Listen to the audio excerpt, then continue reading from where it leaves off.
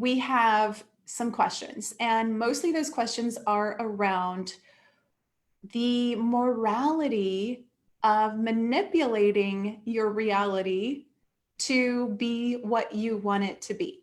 And I think this is the big thing that people are getting tripped up on, because, if we're responsible creators, which, we're encouraged to be, then we need to be creating in a way that's for the highest good of all, right? Creating in a way that's never going to be destructive to someone else, creating in a way that is in the divine design is another way to say it. I think that's Florence Scovel Shinn, talks about the divine design.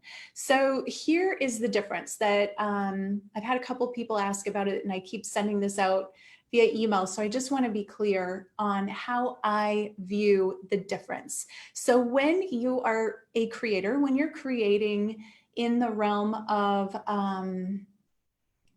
this reality, the reality that we're in now, you need to always be sure to include this or something better according to the divine design or according to the highest good of all. But you want to make sure that you are being a responsible creator.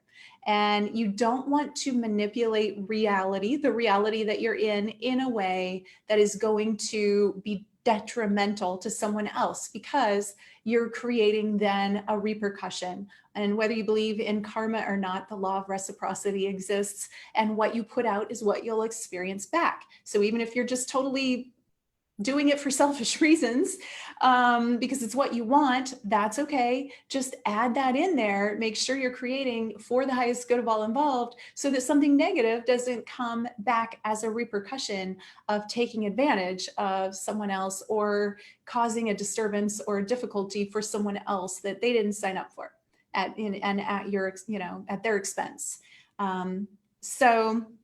Oh, good. Some people are letting me know they're here. Adam, Ronald, hi, you guys. Thanks for tuning in. So let me put it this way. Pamela did a different thing than creating from this reality. Pamela is talking about leaving this reality altogether and going to a different reality that already exists, that has the outcome that she desires. And so here's the difference. She went into a deep, deep meditation. She had already had the vision of what she saw she wanted. She wanted this man who she was in love with to be in love with her. She wanted him to leave. I think he was touring in a different state with a band. She wanted him to be ready to settle down and love her and marry her. That's what she wanted. And so if she had gone about that by trying to manipulate this reality and to make him want her, that would be not by divine design. And that would have repercussions karmically. But that's not what she did.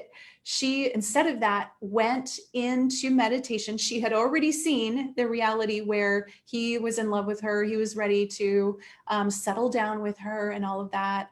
And he called her and told her he was coming. Okay. And so she didn't try and manipulate the reality that she was in. She sat down and went into deep meditation and jumped into a different reality. Now, it took her 5 tries. The first reality she jumped into wasn't the right one. Like maybe he was possibly in love with her, but also had a partner, or, wasn't ready to leave the band, and then she went into another one. Same thing, wasn't quite right. And she could see, well, if I stayed in this one, he might be in love with me, but it might cause problems for someone else. So this is not the right one. And she did that, not twice, not 3 times, not 4 times, but 5 times, because she was so making sure that she was in the one that was aligned with the highest good and with the highest good of all, and also included what she wanted. Now that takes a lot of adeptness.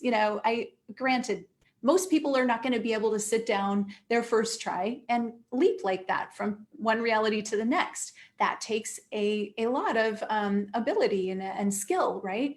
But she did it, and she said it was basically, I don't know if it was her first try, but she felt like she got lucky, okay, because she saw how to do it. There are the fabric of reality, how she was able to step through, and once she did it once, then she could do it again and again and again. And what I love about that story is that she didn't stop.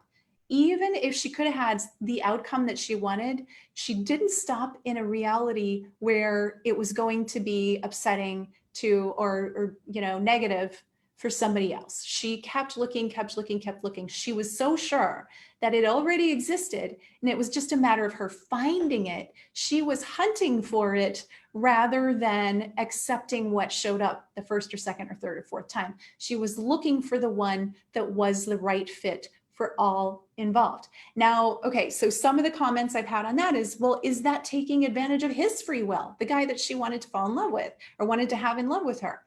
Well, if she had tried to manipulate him into loving her, like without doing this work, then yeah, that would maybe, I mean, it wouldn't be infringing, it would be manipulation, right? He still has his own free will choice in it.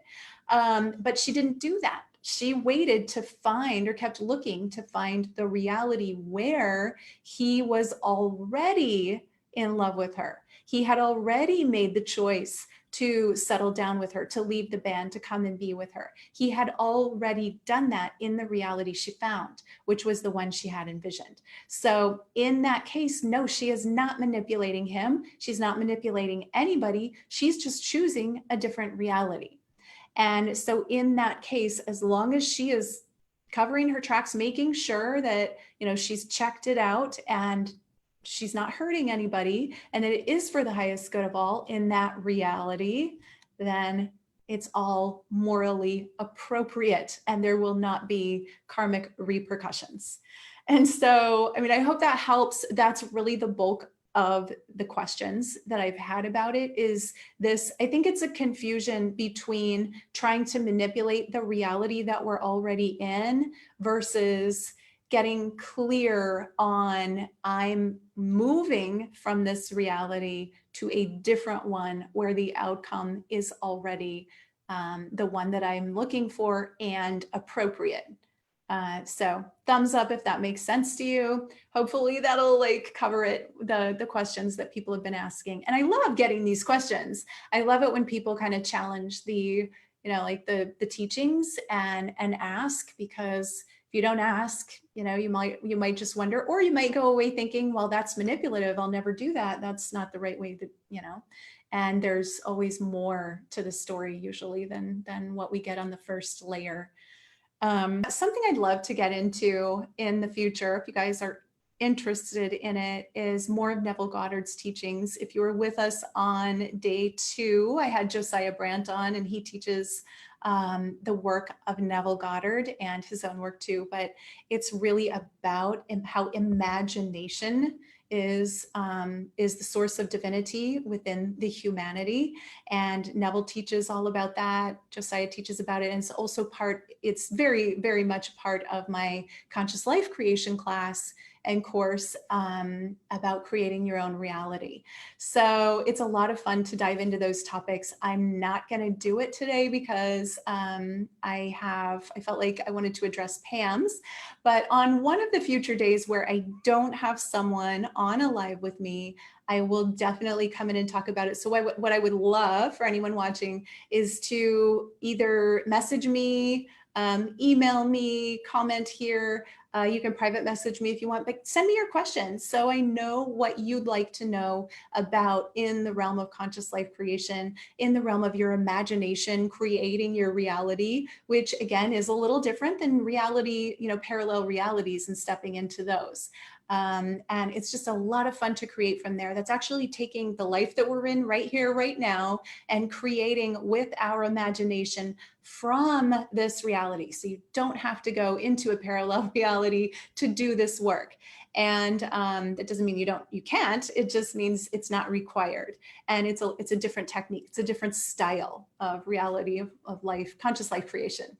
So if you're into that, let me know, send me a message or comment on this, and I will write down your questions and keep them. And then when I'm back from Minnesota, on, I come back late night Sunday. So we're talking about next week sometime when I don't have anyone on a live with me. I will address your questions and I'll get into imagination as imagination as creating the creator within us and creating from there and creating our lives from there, along with or coinciding with the work of Neville Goddard, who I am just fascinated by his work. Thank you for watching. I hope you're tuned into the Alchemy of Ascension Summit and enjoying it.